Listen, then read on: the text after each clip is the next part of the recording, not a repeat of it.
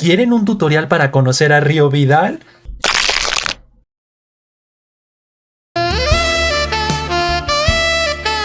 Efectivamente, se mamó.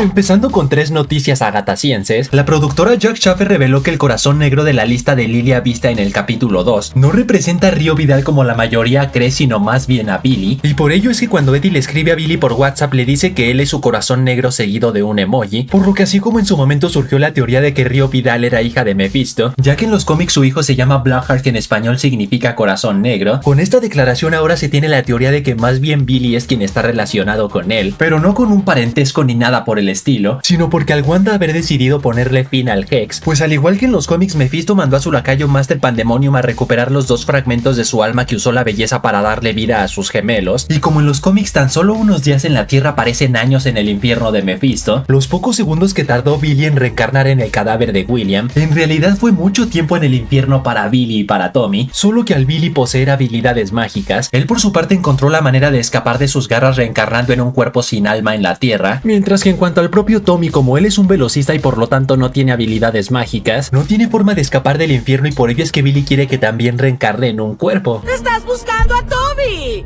Tommy está en alguna parte.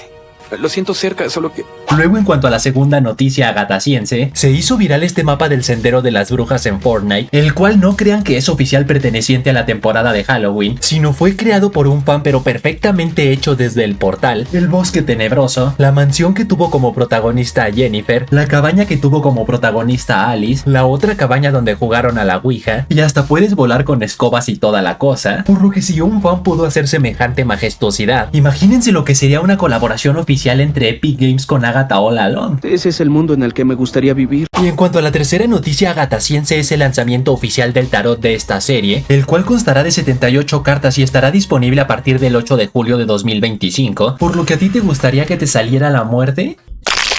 Los hackers siguen haciendo de las suyas y esta vez decidieron ir a por Nintendo, los cuales filtraron varios detalles interesantes sobre Pokémon, como que la generación 10 tiene como codename Gaia, por lo cual se tiene la teoría de que estará inspirada en la mitología griega, también que está en desarrollo una nueva película live action de Pokémon, la cual tiene la intención de iniciar todo un nuevo universo cinematográfico cual Marvel y DC, o sea que no tendrá ningún tipo de conexión con Detective Pikachu, estará ambientada en su totalidad en la región Kanto, que por las series animadas y videojuegos sabemos que tiene ubicaciones interesantes como Pueblo Paleta, Ciudad Celeste, Pueblo Lavanda y la Mansión Pokémon, película en la cual solamente veremos a los 151 Pokémon originales, los cuales van desde Bulbasaur hasta Mew. De hecho, la trama girará en torno precisamente a Mew. También mencionan que tendrá un nuevo protagonista nunca antes visto y será dirigida por Kobun Shizuno. Luego filtraron que Detective Pikachu tiene programada una secuela llamada El Gran Detective Pikachu. El problema es que como entró en desarrollo desde 2021 no se sabe si fue cancelada o si sigue activa. Luego filtraron que Netflix está desarrollando una serie live action de 8 episodios, la cual en caso de tener éxito tiene la intención de que sean 5 temporadas en total, que al igual que la película que mencioné al principio formará parte de su nuevo universo cinematográfico, y de ser así vaya que Netflix se quedó con la gallina de los huevos de oro, ya que Pokémon es de las pocas franquicias que pueden tener un universo cinematográfico al nivel de Marvel y DC, por lo que si a esta plataforma llegarán todas las películas y series pokémoníacas, vaya que les lloverán de los verdes. ¡Groot!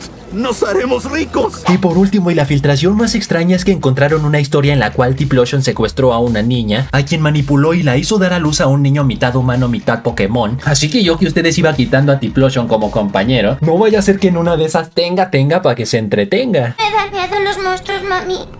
Me quieren coger. Y ahora sí, la noticia estelar. Marvel Studios ha actualizado su calendario de estrenos de aquí a 2028, empezando con que la película de Blade ha sido eliminada de la lista de lanzamientos de 2025, pero tranquilos, la película no fue cancelada como muchos medios amarillistas aseguran, sino solo fue retrasada indefinidamente, y esto debido a que su trama sobrenatural no encaja para nada con la saga del multiverso. Por ello Marvel decidió posponerla para la próxima saga, que empezará después de Avengers Secret Wars, o sea, a finales de 2027, retraso el cual tiene total sentido, ya que en su momento Kevin Feige la anunció por la emoción de que el propio Mahershala Ali lo llamó para decirle que le gustaría interpretar a Blade, no porque Marvel en verdad tuviera planeado lanzar una película del cazavampiros, pero como Kevin no se atrevió a decirle que no a un ganador del Oscar, por ello decidieron darle luz verde a la película. Eso fue estúpido. Y sí, sé que algunos podrán creer que el actor Mahershala se debe estar zurrando aguado, ya que para empezar el primer guión se le hizo reverenda basura, tan es así que él mismo se ofreció a escribir uno totalmente nuevo, luego porque la película ya perdió a varios directores que se han bajado del barco por tanto retraso, y para acabarla de joder ahora se volvió a retrasar una vez más.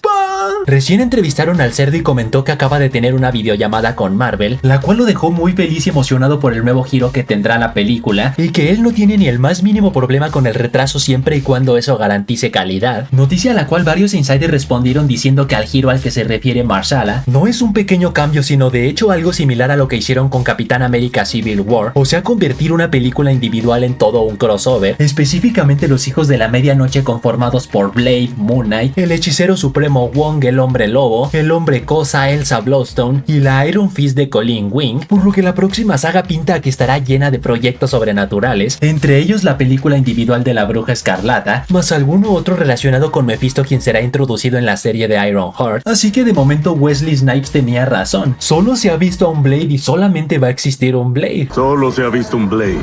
y solamente va a existir un Blade. Pero esperen, el insider más confiable de todos, Daniel RPK, asegura que Blade no fue la única película pospuesta por no encajar con la saga del multiverso, sino también Armor Wars, ya que tiene una trama más callejera que multiversal, mismo caso con la segunda temporada de Moon Knight, que tiene una trama más sobrenatural que multiversal, mismo caso con la serie de Nova, que tiene una trama más cósmica que multiversal, y por último soltó varios nombres grandes como Thor 5, Doctor Strange 3 y Shang-Chi 2, películas las cuales repito que no fueron canceladas, sino Marvel quiere dejar espacios libres solamente para tramas multiversales, y ya una vez completa la saga del multiverso ahora sí empezarán a desarrollar estas películas. De hecho, este insider dio esperanza de que hicieron lo mismo con Eternals 2, diciendo que no fue cancelada sino también está entre las que fueron pospuestas, lo cual a su vez entonces confirma que Spider-Man 4 sí será full multiversal. Estoy feliz y enojado. Aunque eso sí, personalmente me parece extraño que Doctor Strange 2 y Shang-Chi 2 estén entre las pospuestas, ya que encajan perfecto con esta saga. En cuanto a Doctor Strange, porque en su escena postcréditos Clea textualmente mencionó que sus tarugadas provocaron una incursión, y en cuanto a Shang-Chi 2 porque según rumores se titulará La Ruina del Tiempo, la cual iba a relacionar los 10 anillos con Kang el Conquistador, y según filtraciones el legendario Stonehenge iba a tener mucha importancia, lugar el cual en los cómics es un portal que te permite viajar a diferentes dimensiones de bolsillo, y por la importancia que le dio el científico Eric Selvig en Thor 2 parece que en el UCM también tendrá una importancia similar, así que definitivamente los problemas con el actor Jonathan Majors y la mala recepción que tuvo Kang el Conquistador en Ant-Man 3 afectó a la saga del multiverso mucho más allá de simplemente cambiar la trama de Avengers Kang Dynasty, pero bueno. Por último, Marvel reservó 3 fechas de estreno para 2028, la primera será el 18 de febrero, la segunda el 5 de mayo y la tercera el 10 de noviembre, películas las cuales al ya pertenecer a la próxima saga del UCM que según rumores será La Mutante, pues entre ellas podría estar la tan aclamada película de The Mutants, que tras la supuesta fusión de dimensiones que veremos en Secret Wars, los mutantes vistos en la escena postcréditos de The Marvels podrían terminar en Tierra 616 del UCM, luego la segunda podría ser la resurrección de la Bruja Escarlata, por lo que al final de la próxima saga podríamos tener la tan esperada House of M, aunque para eso faltan como 15 años. Mindy,